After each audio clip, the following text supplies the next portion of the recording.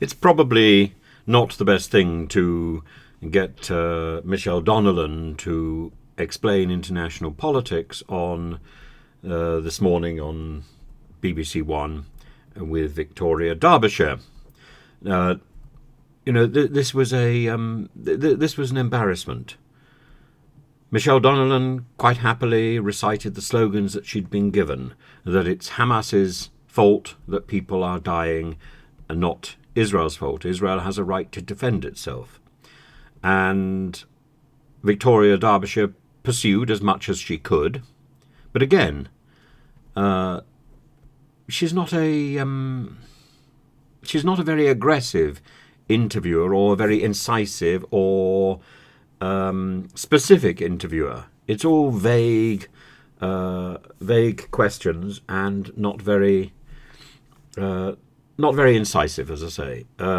So we got this line from Michelle Donellan at the end that Israel has said to the citizens to go south. Hamas has told them to stay put, and yet neither Victoria Derbyshire nor Michelle Donellan then pointed out that it's Israel who has then been bombing Rafah and Khan Yunis. If the south is the place where the people are going to be safe, if, to use the Foreign Secretary's words, is it Foreign Secretary? It wasn't the Foreign Secretary, it was somebody else who was being interviewed also on this programme, who said these are not warnings, these are orders from Israel. If the orders are obeyed, then we should expect that Israel would not be bombing the south of Gaza. But Israel is bombing the south of Gaza. Nowhere is safe in Gaza. And that is the problem. That is the deceit which is going forward. So it doesn't matter what the rhetoric may be. It doesn't matter what the slogans are.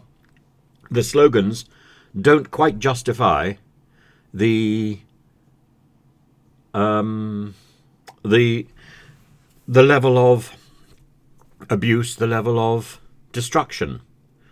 And the Prime Minister of Israel said that now we are entering the second war of independence and this will go on for months. Actually, we knew about this. That's not new knowledge. It is a direct statement, a direct commitment to this process, and the elite Israeli teams have now gone into the tunnels and they're using these new devices. They're foaming people and foaming tunnels and blocking tunnels. But the overall problem is that the priority for Netanyahu seems to be destroying Hamas, which could have been done at any point in the last 20 years, not getting not restoring the hostages to their families. And that is why the hostages' families are so concerned to get meetings with Netanyahu and with the War Office.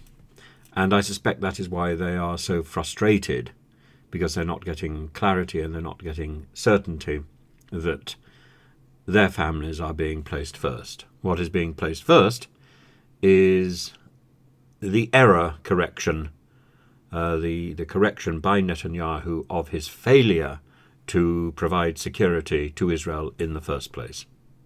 So Netanyahu is more important than the hostages. That is the conclusion that we must reach.